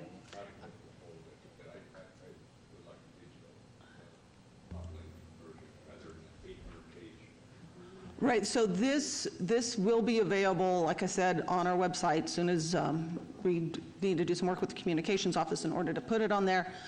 We'll make sure to send everybody the link, and once you look at it, let us know if you have further questions. Thank you. Member Arnold just asked you to send us all the link, please. Thank you. Okay, any other questions, comments on Agenda 9? Okay, we'll move on to 10, and that's 220282 CLC1, report by Diane Seabrand, Executive Director of the Commission for the Las Vegas Centennial regarding completed and current projects and announcements relative to the Commission for the Las Vegas Centennial. So thank you again, Diane Seabrand for the record. So for the Centennial projects, if there's completed or in progress, Home and History will be giving their report at the July meeting, the radio documentary grant, the neighborhood survey, Atomic Testing Museum, the UNLV Oral History Project, those are all in progress. The Harrison House had a change in ownership because that grant was with the previous owners. We do need to terminate it, and we're just waiting for a signature from the previous owners in order to move that one forward. Sorry? Member Coffin would like to know who is the ownership. Could you just elaborate when you say something like that? Who transferred to who left, who's in? Yeah, but, Madam Mayor, Yes, please. some of the follow-up question to Councilman, Member Coffin. When that happens, I think it's more than just a fluid sort of memorandi on the screen. I think a lot of it, when we give out grants, we also are giving it out to the people as well. And normally the people are, we have relationships with, so when that happens, I think it's important to understand who that is and who they are, what they're doing, and does that need to come back to the commission and just get an understanding? Because this is the first I've heard of the Harrison House. I know that Katie Duncan was the one who owned the Harrison House and came down to the commission. The commission had robust conversation about supporting her. Now to have somebody else come in and do it. Well, I can answer that, Commissioner. Katie Duncan did not own the Harrison House. Okay. She was not the owner. It was the Ward 5 Chamber of Commerce that owned the Harrison House. And Katie was here presenting on their behalf. So the house has now officially been sold to Katie Duncan, but she is not with Ward 5 Chamber of Commerce. Ward 5 Chamber of Commerce is the name that is on the grant paperwork. Once we obtain the proper signatures, then this will be an agenda item at, I'm hoping, the July meeting. It may be pushed back further if we have difficulty obtaining that paperwork, and at that time, this commission would be asked to vote on the termination. I am merely giving this as an update because I know that there's a lot of question of what's been going on at that house. Gotcha. Thank you. To start off for the record, just a letter went out from the state of Nevada today. The Harrison House had asked for funding from the state of Nevada for a couple of $100,000, and a letter went out today saying because it's no longer a nonprofit, they're no longer eligible for that grant. So I think it's the same kind of issue we have here, correct? Right. Yes. Okay. So continuing. The Floyd Land Park Hay Barn is in progress. That's just about to wrap up. And the City Clerk's Archives digitization in progress. Neon Museum Brilliant expansion, that has been completed. They also will give their final report at the July meeting. Junior League Educational Mini Grants, it is nearing completion. I was finally able to get a hold of somebody in that organization, but we're playing a bit of phone tag, so I should have a further update at the next meeting. As we mentioned previously, the 50s documentary film is in pre-production as we speak, and the sign refurbishments for the Rummel and Paradise are also in progress. This is not a Centennial project per se, but the MUDA Awards. This Blue Angel was, refurbishment was funded by this commission, and this last week, 2 weeks ago, it just... Hold on 1 second, I want to make sure that Councilman Coffin sees the screen, because you were the one that started this. Okay, redo, could you say it again, Yes, please? of course. So the Centennial Commission funded the refurbishment of the Blue Angel, and just recently, last week, 2 weeks ago, we did the Blue Angel and Hartlauer Signs, who did the refurbishment, were awarded the MUDA Award for Historic Preservation and Adaptive Reuse. So not only is she looking beautiful, but she also won an award. And the Las Vegas Days Parade was on Saturday morning on the 14th.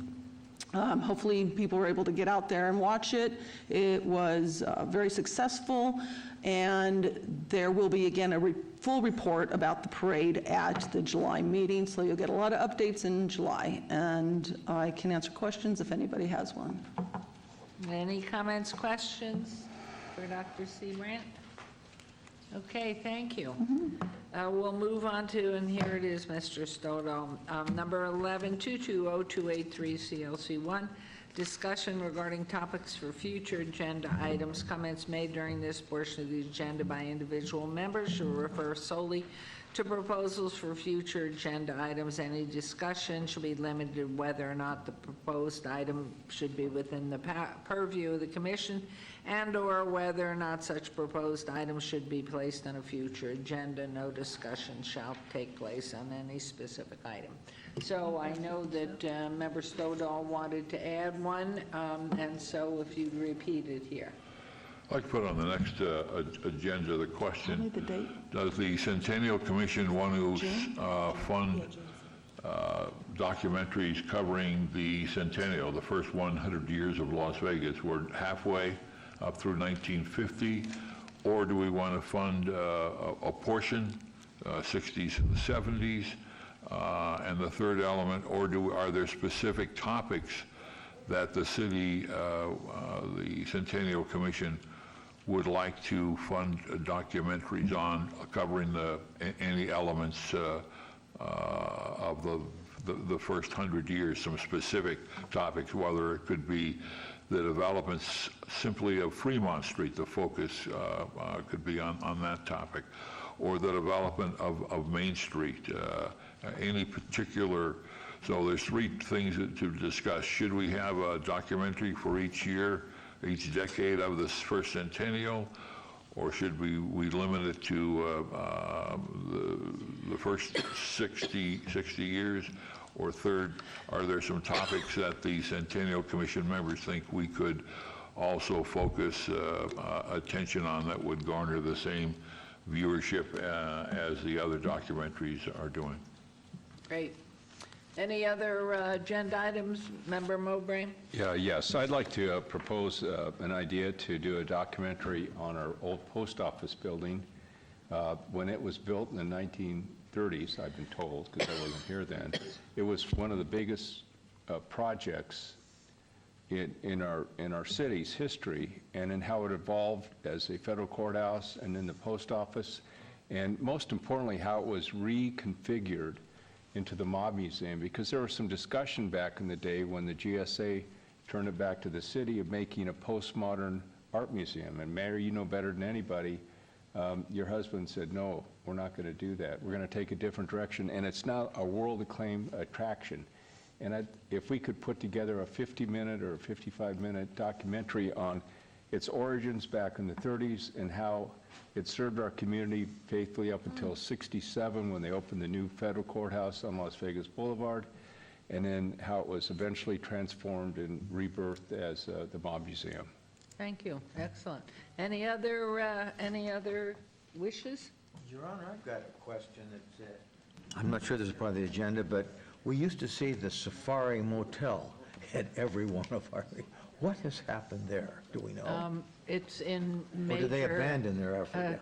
Commentary by everybody, so it's still sitting there. It's in a process, let's say it that way. Well, they had many carefully. things they were going to do. A lot of complaints, a lot of problems in the area, but we are, in planning, could perhaps tell you where it is, but I think Mr. Floyd's left, so we'll get you an answer. Of sorts. Okay, so we're on to our second and last citizen participation. Public comment during this portion of the agenda must be limited to matters within the jurisdiction of the commission. No subject may be acted upon by the commission unless the subject is on the agenda and scheduled for action. If you wish to be heard, please come forward, give your name for the record, the amount of discussion, any single subject, as well the amount of time any single speakers allowed may be limited. Seeing and hearing no one, before I adjourn the meeting, I want to remind you all, we are, I see a finger there, a good finger. Yes. If I may, sorry, Madam Mayor, for the special meeting for the rodeo grant, would June 14th, which is a Tuesday at 2 p.m. is what we can do for the special meeting? How about everybody there? Nope. No here? Well, if we're calling in, doesn't matter. Everybody can, you can call in as long as we have quorum. The motion was the 13th. Right. Okay. I think everybody said, except Mr. Arnold, who said he would call in, if he will try. So if that works, just to remind everybody, we're on for the 25th of July with a special session being called, if it works, at 2 o'clock on the 13th. So it seems, I didn't make a motion out of it, I just said I'd do it that way. So, I mean, we could change it, but with others unable to, and I know Member Arnold can't. So at that point, and if Member Stoddall can, and I don't know about the missing members. So if it's all right. And I think we're in good shape. So the meeting, thank you all. Meeting's adjourned.